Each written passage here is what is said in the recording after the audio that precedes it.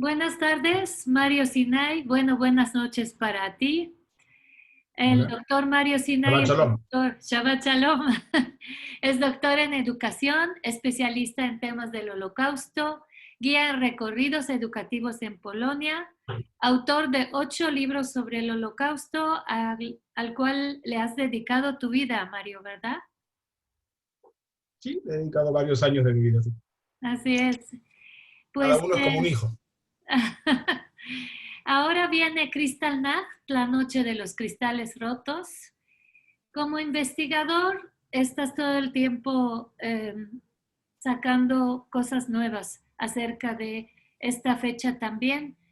Y por ahí me contó un pajarito que tienes una historia nueva sobre Crystal Nacht. A ver si nos puedes compartirla. Porque, ¿qué se puede decir después de 70, de 75 años nuevo que no se conozca? Entonces, siempre tenemos que tratar de buscar y de rescatar estas historias que son menos conocidas. Indagando y buscando y leyendo de un libro que te manda otro, que te manda un tercero y que te manda un cuarto, llegué a la historia del rabino Abraham Kupperstock, que era un rabino jefe de una yeshiva, una academia rabínica en Varsovia durante el periodo de dominio ruso sobre Polonia. Las instituciones que dirigía la yeshiva tenían entre 80 y 100 estudiantes, todos hasídicos. Los rusos reclutaron por la fuerza a los jóvenes polacos y judíos en su ejército, y todos los que desertaron fueron ejecutados. Entre ellos se encontraban 3 de los estudiantes del rabino. Fueron llevados a la plaza del pueblo y colgados por oficiales rusos a la vista del público de una gran multitud de polacos antisemitas. El rabino fue testigo de la ejecución y estaba decidido a vengar el asesinato de sus estudiantes. El rabino Abraham Kupperstock había sido un héroe en Alemania por haber entregado al ejército alemán en la Primera Guerra Mundial en 1914 un mapa crucial antes de la batalla de Tannenberg. Esto incluyó diagramas de los túneles que conducen a las fortificaciones y las barricadas rusas. El tema que quedó sin explicación hasta el momento es cómo él consiguió el mapa. Pero él lo tenía y se lo entrega a los alemanes. Por ello, él y sus estudiantes del seminario religioso habían sido bienvenidos a Berlín por el Kaiser William II y también recibieron la ciudadanía alemana. Al final de la guerra, el rabino se mudó a Alemania y estableció su yeshiva en Berlín, en la calle Muenstrasse 35, en la ciudad de Berlín. El rabino recibió una pensión vitalicia del gobierno de por vida y las autoridades alemanas subvencionaban la yeshiva.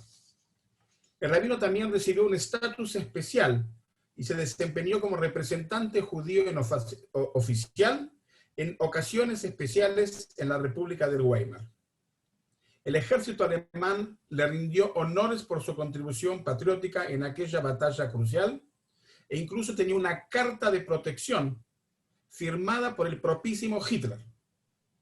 Durante la Kristallnacht, y ahora llegamos al evento, en noviembre de 1938, la yeshiva en Muenstrasse 35 continuó existiendo. El régimen nazi continuó financiando la yeshiva como lo había hecho el gobierno anterior. E incluso, y esto es lo increíble, los soldados alemanes se colocaron alrededor de la yeshiva y evitaron que la gente le hiciera daño. Este estatus especial continuó bajo la protección del régimen nazi durante 8 años. Sin embargo, al fin y al cabo, la yeshiva se cerró y los estudiantes fueron deportados al campo de concentración de Sachsenhausen. El rabino Kupperstock viajó a Sachsenhausen 2 días después y obtuvo la liberación de los estudiantes. El 2 de marzo de 1940, el rabino Kupperstock murió de muerte natural. Fue enterrado en el cementerio de Berlín, donde su lápida está hasta el día de hoy.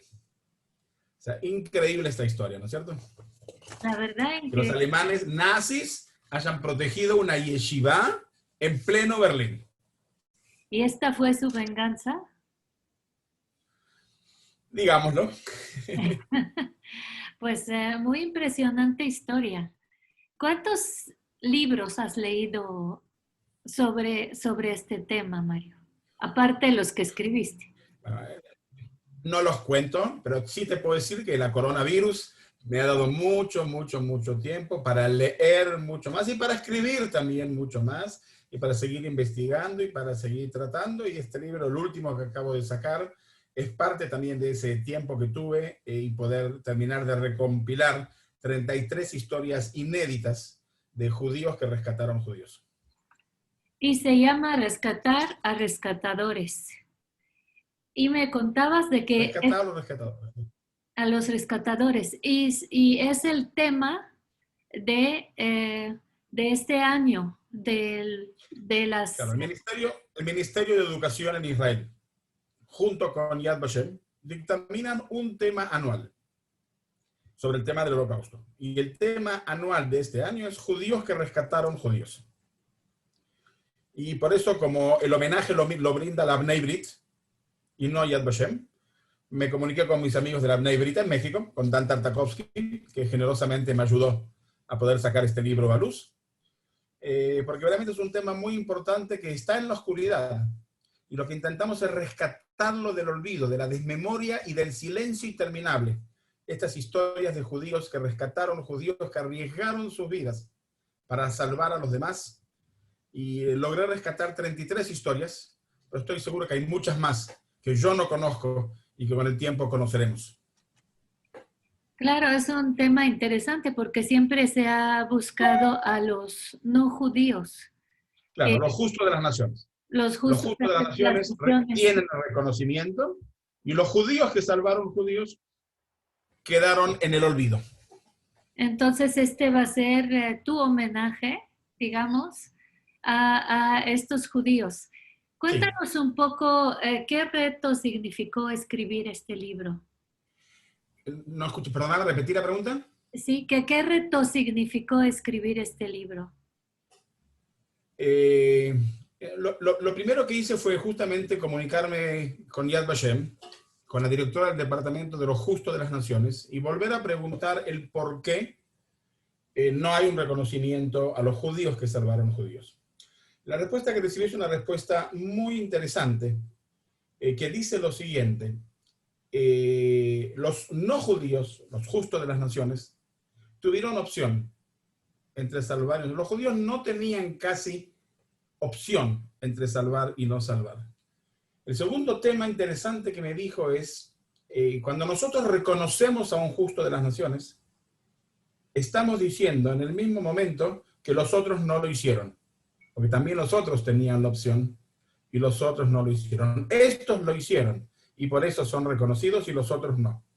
Y no queremos decir de eso de los judíos, de que el que no salvó tuvo opción y no lo hizo. Y por eso es que no hay un reconocimiento oficial de Yad Vashem.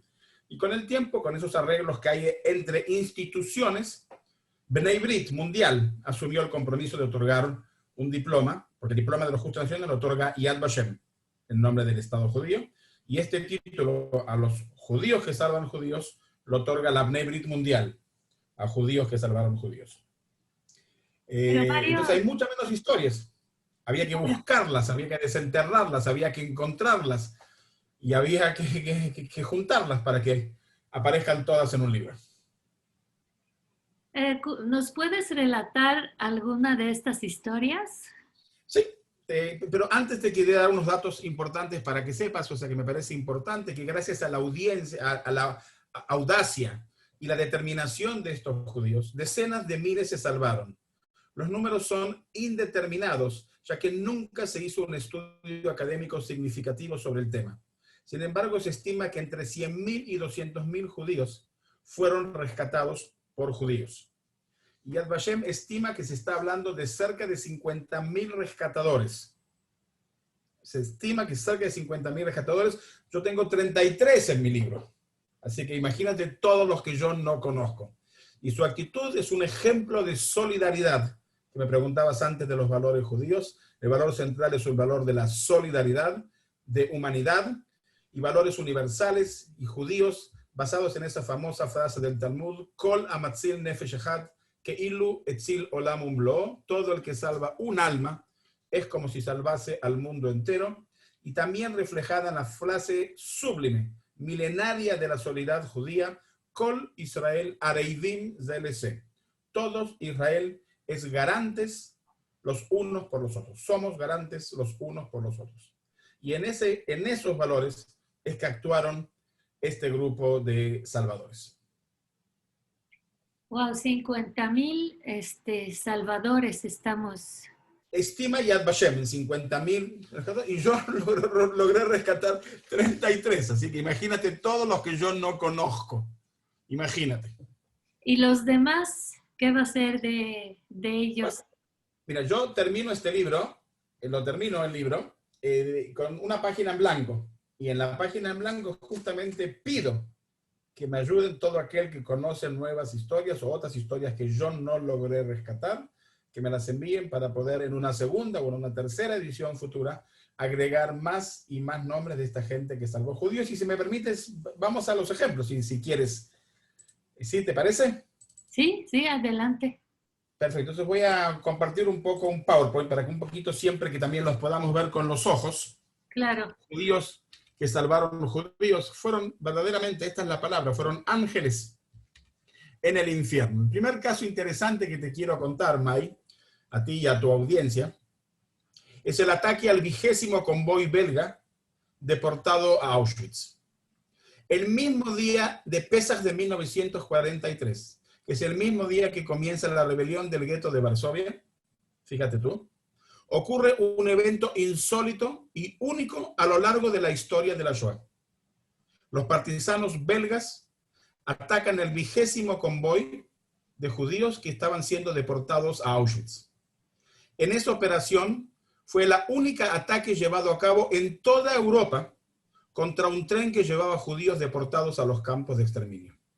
La resistencia belga atacó el 19 de abril de 1943 a ese transporte que salía de Malinas, en Bélgica, a Auschwitz. El tren llevaba 1.631 deportados con destino a Auschwitz, 262 de ellos niños menores de 16 años. El tren estaba vigilado por 40 guardias alemanes. 3 jóvenes partisanos de la resistencia belga, que ahí están sus fotos. George Yura Lifshitz, un judío oriundo de Ucrania, estudiante de medicina. Jean-Franc Clément y Robert Maestru decidieron detener el tren y liberar al máximo número de deportados. Aún bajo los tiros de los guardias, los partisanos tuvieron éxito en la apertura de una de las puertas de un vagón y lograron liberar a los primeros 17 prisioneros. En total, 236 judíos escaparon del 20º convoy. Desgraciadamente, 27 murieron por los tiroteos de los guardias y 87 fueron capturados y de vuelta deportados a Auschwitz. El 22 de abril de 1943 llegó el 20º convoy con 1.400 personas a bordo, llegó a Auschwitz y de ellos solo 152 sobrevivieron al final de la guerra.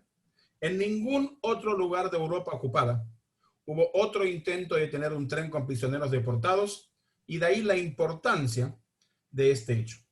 Y ellos continúan en sus acciones de resistencia y otro hecho heroico y humanitario de resistencia belga ocurre un mes después, el 19 de mayo de 1943. Los partisanos franceses, los partisanos belgas, con George Lifshitz a la cabeza, rescataron a 15 muchachas judías. Se escondían en el claustro de las 3 Saint-Sauveur, fueron delatadas por un traidor quien reveló a los nazis su escondite. La resistencia pasó a la acción, rescatando a las muchachas de una manera espectacular y poniéndolas a salvo.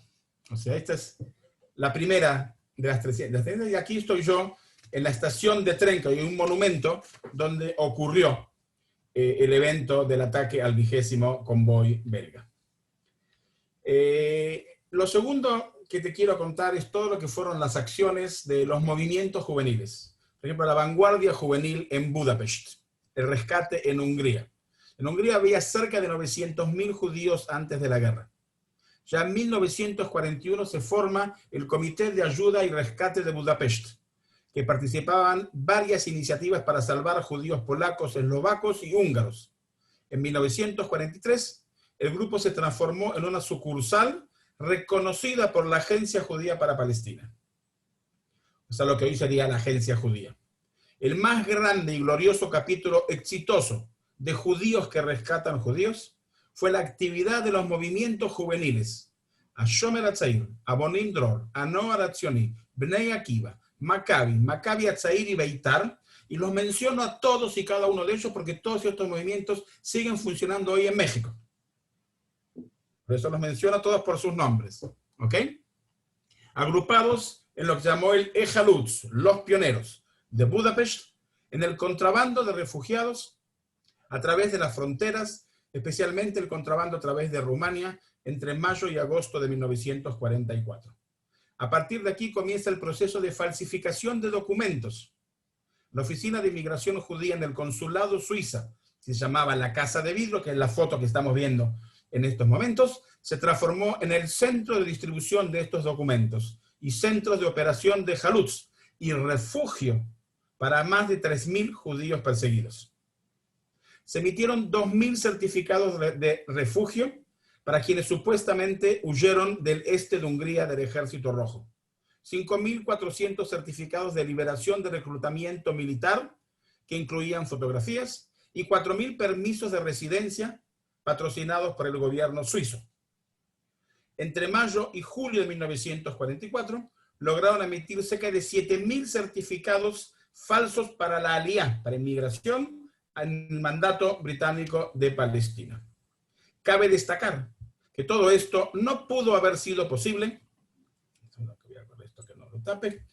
sin la intervención y el consentimiento del cónsul suizo de Budapest, Karl Lutz, quien había servido como cónsul suizo en Palestina, en ese entonces bajo el mandato británico en los años 30. Después fue trasladado a Budapest en 1942, donde representaba los intereses de los países que habían cerrado sus embajadas en Hungría, incluyendo al Reino Unido y a los Estados Unidos. Karl Lutz es reconocido por Yad Vashem como justo de las naciones. Esta es la segunda historia. En esto entran también la valentía de la juventud judía en Francia, que también organizó documentos falsos y el rescate a través del cruce de las fronteras, era más fácil de Francia, a Suiza o a España. En Francia, 3 organizaciones judías hicieron intentos organizados para rescatar a niños judíos. El más conocido fue la OSE, la Obra de Socorro a la Infancia, la Sociedad de Ayuda para Niños, los Exploradores Israelitas de Francia, un movimiento escáutico judío, como hay también hoy en México, y el movimiento juvenil sionista. Con cooperación de todo el país, los miembros de estos grupos utilizaban sus instituciones como escondite para los niños judíos, especialmente para los refugiados extranjeros más vulnerables. Y se organizaba la liberación de niños de detención y luego los pasaban de contrabando, como dije, hacia Suiza o hacia España. El rescate más conocido y el más famoso fue el Kindertransport de Inglaterra, que permite, desde 1938, 9 meses antes de estallar la guerra, Inglaterra abrió sus fronteras a 10.000 niños judíos de entre 5 y 17 años que huían del régimen nazi, refugiados judíos de Alemania, Austria, Polonia, Holanda y Checoslovaquia. Siempre reconocemos a los ingleses que hicieron la labor, pero ¿quién estuvo detrás en la organización de todo esto? ¿Ok? ¿Quién estuvo detrás? El desplazamiento de los niños se prolongó durante 1 año, entre los sucesos de la Noche de los Cristales Rotos que estamos hablando, en noviembre del 38, y el comienzo de la Segunda Guerra Mundial. Dado que estos niños viajaban sin sus padres, la operación se denominó Kindertransport, transporte de niños. En muchos casos los menores fueron los únicos supervivientes de sus familias, y esta operación salvó a miles de vidas, pero también significó un rescate traumático y la separación forzada de sus padres. El primer trasplante de niños a Gran Bretaña llegó el 2 de diciembre de 1938, llevando unos 200 niños de un orfanato judío en Berlín que había sido destruido en el pogrom del Kristallnacht. El último transporte desde Alemania salió el comienzo de la guerra, el 1 de septiembre de 1939, justo el día en que comenzó la Guerra Mundial. Y el último transporte desde Holanda partió a Gran Bretaña el 14 de mayo de 1940, día en que el ejército holandés se rindió a las fuerzas alemanas. En total, La operación de rescate llevó a Gran Bretaña entre 9.000 a 10.000 niños. Pero entre los rescatadores judíos que organizan a la juventud para esto, están Wilfried Israel en Berlín, Gilbert y Leonor Krauss en Austria, Walter Susskind en Ámsterdam, entre otros. Si tenemos tiempo, May. Tenemos tiempo. Te quiero contar un caso. Es que todo eso es muy apasionante, la verdad. Qué bueno. A mí también me apasiona. Que tenemos en México a Peter Katz, que estuvo en el Kindertransport. No sé si lo conociste. Y que él cuente. Quiero contar un caso muy poco conocido que estuve trabajando con Dan Tartakovsky para ver si lo podemos reconocer, porque todavía no ha sido reconocida la comunidad judía de Tánger, que salvó a 1.200 niños húngaros. La comunidad judía de Tánger, que estaba bajo el protectorado español, tramitó la gestión oportuna ante el alto comisionado español en Marruecos, Luis Orgaz, a favor de sus hermanos en Hungría. La comunidad firmaba una petición oficial para permitir el rescate de 500 niños de Hungría y alegaba correr con todos los gastos.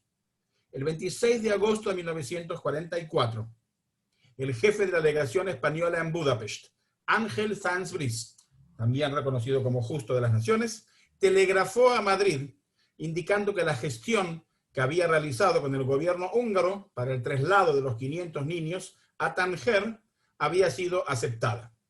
Finalmente, España accedió y el viaje se realizó a través de la Cruz Roja Internacional en el verano de 1944 y los 500 niños de Budapest llegaron a salvos a Tánger.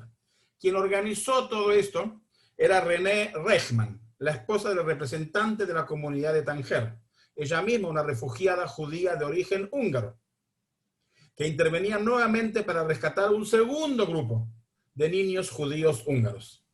Y en diciembre de ese mismo año, la delegación española en Budapest logró finalmente la salida del segundo grupo, con otros 700 niños judíos y con un cupo de 100 adultos que los acompañaban. Y como puedes ver ahí, ella también mandaba paquetes a través de la Cruz Roja a sus hermanos que lo necesitaban. Quiero contarte dos más si el tiempo me lo da. Sí, por favor, es muy interesante todo eso y son historias que la verdad yo no conocía.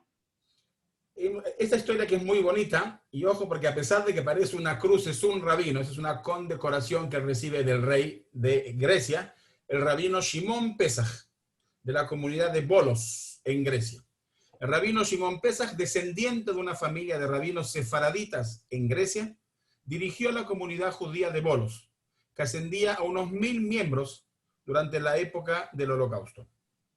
El 30 de septiembre de 1943, Rosh Hashanah, fue llamado al jefe del gobernador militar alemán Kurt Richert, quien exigió que le presentara dentro de 24 horas una lista con todos los judíos de la ciudad. El rabino no tenía la intención de cumplir con la demanda de los alemanes y en su lugar comenzó inmediatamente una serie de operaciones para salvar a su comunidad y solicitó una extensión de 3 días para preparar las listas. El rabino se dirigió a su amigo, el arzobispo Joaquín Alexípolos, para pedirle su intervención para saber cuáles eran las intenciones de los alemanes. El arzobispo también es reconocido como Justo de las Naciones. El arzobispo le proporcionó la información, diciéndole que había que salir de la ciudad. Y también le proporcionó una carta para los pastores y residentes de ciudades remotas de la ciudad, instándolos a ayudar y a proteger a los judíos en todos los sentidos. La iniciativa del rabino fue exitosa y con la ayuda del alcalde y otros funcionarios y el comandante de la policía municipal, lograron pasar de contrabando en 3 días a la mayoría de los judíos a las montañas. Los alemanes pusieron una recompensa sobre la cabeza del rabino. 2 de sus hijos, que enseñaban estudios judíos en Salónica, Grecia, fueron capturados por los alemanes y asesinados, y su esposa murió mientras estaban escondidos. Pero gracias a su acción, 746 judíos de Volos, de los 882 que había en ese momento, se salvaron. Y solo 136 judíos permanecieron en la ciudad y fueron deportados a los campos de exterminio Treblinka y Auschwitz el 25 de marzo de 1945. Más tarde, el rabino Pesach estableció una unidad de partisanos que rescataban a soldados aliados y lucharon contra los alemanes en acciones de sabotaje, acciones por las cuales, y esa es la condecoración, fue condecorado tanto por el rey Pablo de Grecia y por el comandante de las fuerzas aliadas del Mediterráneo. En 1946, el rabino Pesach fue elegido para ser el rabino principal de Grecia y el presidente del Beit Din HaRabbaní, de la Corte Judicial Rabínica, título que mantuvo hasta su muerte. Wow. Y el último relato, ¿puedo seguir un segundo más? Sí, adelante. El último relato que lo quiero muchísimo, antes de la coronavirus estuve visitando su ciudad, etc. Bronislaw Uberman, que salvó a los músicos europeos. Y su historia es verdaderamente increíble. Nació en Częstochowa, en Polonia, el 19 de diciembre de 1882, un violinista virtual, que ya voy al final de la historia, fundador de la Orquesta Filarmónica de Israel, que entonces era conocida como la Filarmónica de Palestina. Rescató y dio refugio del Tercer Reich a más de 800 músicos judíos europeos. ¿Cómo va su historia? En 1929, Uberman visitó por primera vez Palestina y desarrolló su visión de establecer música clásica en la tierra prometida.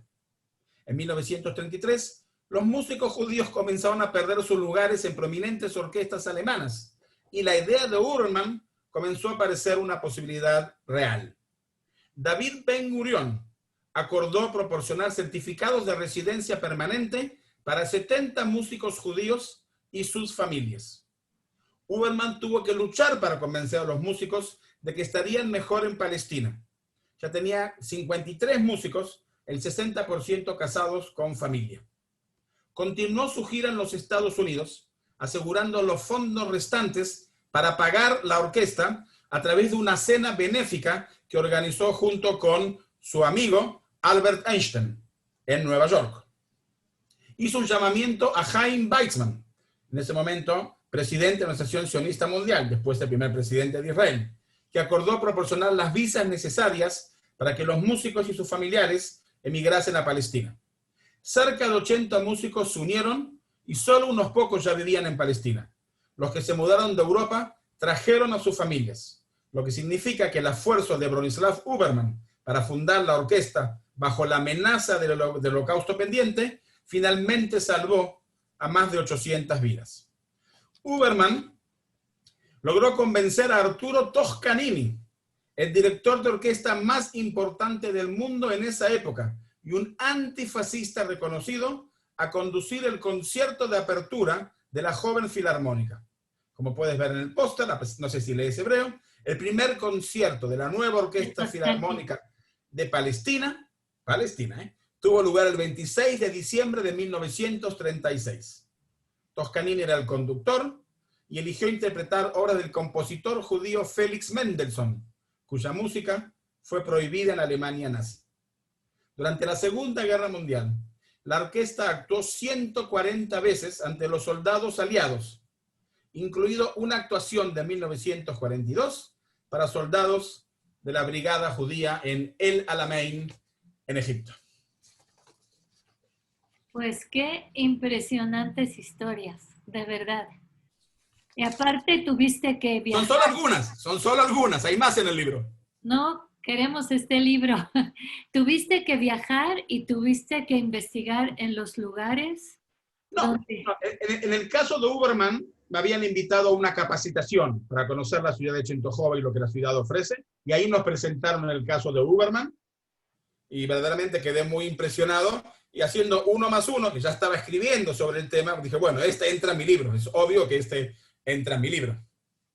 Pues probablemente también es pariente de un mexicano, Alberto Uberman, el doctor Alberto Uberman, que... Uy, averígualo. Sí, vamos a investigar allí cómo está el tema. Mario, lo que te contestaron en Yad Vashem de que los no judíos tenían opción, también los judíos, ¿no? Porque esta gente eligió arriesgar su vida cuando podía haberse quizás escondido o pues no actuado, ¿no? Sí, no, pero aclarar el punto que la mayoría de judíos no tuvo la opción de poder salvar a sus judíos. Eso es lo que quiso decir. Algunos, como estos, sí la tuvieron. La gran mayoría no tenían la posibilidad de salvar a otros, a duras penas, quien tuvo la posibilidad de salvarse a sí mismo. Mientras que en el mundo no judío estaba la opción de salvar a los demás. Eso es lo que quiso decir para ponerlo claro y que no crea confusión lo que se dijo. Pero también tuvieron la opción y eligieron la opción correcta, ¿no? Y O muchos sea, de ellos después, si profundizas en el libro, muchos de ellos no pudieron sacar a sus familias y algunos de ellos perdieron sus vidas, o sea, la pagaron con su vida. sí, como Por el ejemplo, Gigi rabino. Fleischmann, la presidenta de Vitzo de Bratislava, que tenía, sus hijas ya estaban en Israel, tenía certificado para irse a Palestina, ella se quedó para salvar más judíos y finalmente fue deportada a Auschwitz-Birkenau y asesinada, cuando podía haber salido. O el Gigi rabino Fleischmann, que la perdió a sus presidenta de hijos. Vitzo de Eslovaquia. Sí, o el rabino Pesach, Claro. ¿no? Que perdió a sus hijos y a su esposa, ¿no? A casi toda su familia. ¿Qué es lo que, qué es lo que tienen esas personas de especial? Bueno, primero, el valor judío que queremos mencionar, que es el tema de la solidaridad ante sus hermanos judíos. Altruismo, mucho altruismo. A veces una chutzpah, que no sé cómo lo decimos en español, muy típica israelí también, el Sí, atrevimiento a hacer cosas que otros no se atrevían. Por ejemplo, tenemos el caso de que hubo también negociaciones con los nazis para salvar judíos, el famoso tren de Kastner en Hungría. Esa gente que negoció con el mismo Eichmann para intentar salvar judíos. Osaron intentar salvar, pensar de otra manera y pensar en el bien del pueblo judío, pensar y ser responsable por sus hermanos. impresionante. Ahora hubo, así como hubo los héroes, hubo los villanos, ¿no? Sí, 100%. Mario. Sí, mira, la historia de la Shoah es la historia del ser humano. Y en esa historia está lo más alto y lo más bajo. Esto trata de lo más alto, trata de aquellos que lo hicieron, pero también hubo villanos, también hubo colaboradores, hubo gente que... hubo de todo, y si hay que escribir un libro algún día, desgraciadamente, en uno de mis libros yo le dediqué un capítulo a gente que traicionó, y desgraciadamente la lista no es pequeña, de gente que traicionó y gente que por diversos motivos fueron colaboradores de los nazis. En Varsovia había un grupo de colaboracionistas de 13 contrabandistas famosos. En Holanda hubo, en la misma Grecia, el rabino de Salónica dio las listas de la comunidad. O sea, también los hubo. Sí. El relato humano, el relato de la Shoah es el relato humano. Si queremos un cuento bonito y rosado, vamos a Walt Disney. Entonces, es mucho más fácil. Vamos a una película de Walt Disney. Porque Me recuerdo, contaban, me contaban un chiste que decía que si quieres a un rubio de 30 años, abogado, rico y con un Mercedes-Benz negro, la película empieza a las 11. así es. Yo recuerdo algún personaje que había traicionado a un pueblo entero y que terminó siendo, que estaba de funcionario en Israel y que lo van encontrando, no sé si recuerdas esta historia. Estás hablando de Kastner, el juicio de Claro, Kastner. claro, exactamente. Sí. Eh, bueno, Una- tú sabes que su hija es una actora importante en Israel y su nieta es miembro del Parlamento hoy, pues en el partido Abodá. sí, El sí. juez que lo juzgó, a mi juicio indebidamente, dictaminó que vendió su alma a Satanás. Ah, Yo creo que en ese momento todavía no había suficiente conciencia histórica para entender la complejidad del tema. Porque en realidad lo que él hizo él fue el que negoció con Eichmann para salvar un tren. Y lo que pasó es que en este tren estaban todos sus familiares y todos sus conocidos y todos los rabinos y todos los prominentes de la comunidad. Y yo siempre pregunto cuando presento el caso, Mike, ¿tú hubieses actuado distinto? ¿Tú no hubieses salvado a tus padres, a tus tíos, a tus abuelos y a tus conocidos? No lo sé, ¿okay? Pero probablemente la mayoría hubiésemos actuado así. Él pensó que iba a poder sacar otros trenes. Por eso, en el libro que escribe el profesor Yehuda Bauer sobre el tema, Los llama judíos por sangre. Porque se estaban comprando la sangre de los judíos, judíos por camiones, perdón. Porque se estaban comprando los judíos a través de camiones que necesitaban los alemanes ya perdiendo la guerra. Pero si hubiese podido sacar 3 o 4 o 5 o 6, desgraciadamente sacó un solo tren y no logró sacar más. Pero con eso y todo rescató 1.100 personas. Hay que ver el otro aspecto, ¿no? El otro aspecto de la moneda. Yo, como viví una guerra civil en Líbano, yo te puedo decir que no es tan fácil a la hora de elegir y de tomar decisiones cuando la familia de uno está en juego, ¿no? Tú lo viste y tú lo entiendes mejor que otros. Exactamente, a mí no me parece tan blanco y negro el tema. Los matices son grises. Así es, y muchas veces no es muy fácil juzgar, pero en el momento en que uno se encuentra en lugar de esas personas es cuando un poco, como dices, los matices son grises, ¿no? Mario, ¿cómo conseguimos tu libro? Bueno, el libro está en México. Sí. Lo tiene Dan Tartakovsky de la Bnei Brit. Ok. Que seguramente tú sabrás conectarlo. Claro. Y ellos fueron los patrocinadores del libro de la familia Tartakovsky, a través de la Bnei Brit, a través de Dan. Entonces el libro lo tiene Dan y se puede conseguir, y todo el que necesite que pídale a él. Están ahí también mis datos. El que no lo haga a través de él, que me avise, y o lo conecto con Dan o busco cómo enviárselo por correo desde Israel. Pero está en México, así que mejor conseguirlo de Dan. Pero bueno, si nos escuchan de otros países de bueno, ahí están mis datos. Aquí junto vemos tu correo electrónico, tu teléfono, para que se conecten contigo y veamos esa. ¿Cuál es tu próximo proyecto, Mario?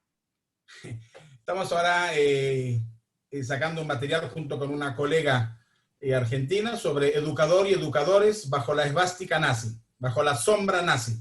Estamos hablando de la educación judía y la educación alemana. Estamos haciendo un paralelismo, obviando por supuesto las grandes diferencias entre la educación judía bajo la esvástica, bajo Alemania nazi, la educación nazi, los movimientos juveniles nazis, las Hitlerjungs, la educación clandestina, los orfanatos y todo lo que fue la educación en época de la Segunda Guerra Mundial. Ese es el próximo proyecto que estamos escribiendo. También es un tema poco desarrollado, que está más que nada orientado para el público de docentes, de profesores, de maestros, que sepan qué es lo que se hizo, qué es lo que hicieron los profesores, los maestros, los docentes judíos durante la Segunda Guerra Mundial.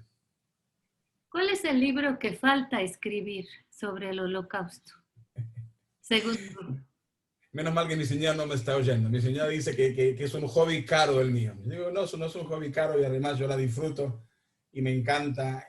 Mira, el Reich de los 1000 años duró 12, desde 1933 hasta 1945. Y es tanto lo que pasó en esos 12 años, que es una fuente inagotable de información, y es tanto lo que no sabemos, y hay tanto lo que escribir, que yo cuando saqué mi primer libro dije, listo, con esto me siento realizado.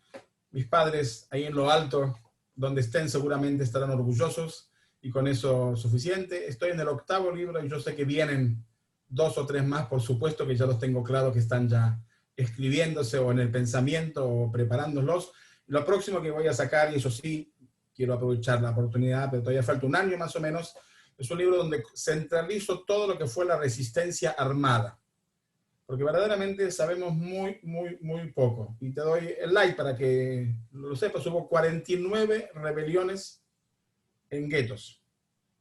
Hubo 4 rebeliones en campos de exterminio. Y hubo 19 rebeliones en campos de concentración.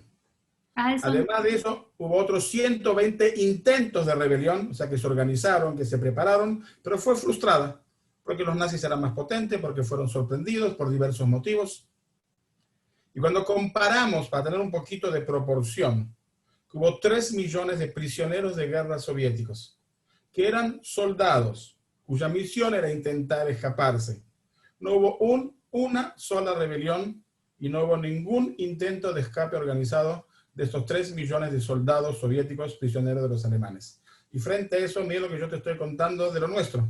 Y todavía alguien osó decir que fueron como ovejas al matadero. Eso tenemos que erradicarlo de nuestro vocabulario, pero de nuestro pensamiento, no nuestro vocabulario. Ellos lucharon, hicieron todo lo posible en las medidas que comprendían lo que estaba pasando y en las medidas de sus posibilidades, porque recordemos contra quién luchaban. Eran los jóvenes de los movimientos juveniles, desarmados prácticamente, contra el ejército más potente de Europa que conquistó a toda Europa. Y lucharon, ¿y cómo lucharon? Y tienen que ser recordados. La memoria judía es suficientemente grande para inculcar otras rebeliones que no conocemos, no solamente la rebelión del gueto de Varsovia. Hubo 49 rebeliones. Podemos conocer un poquito más.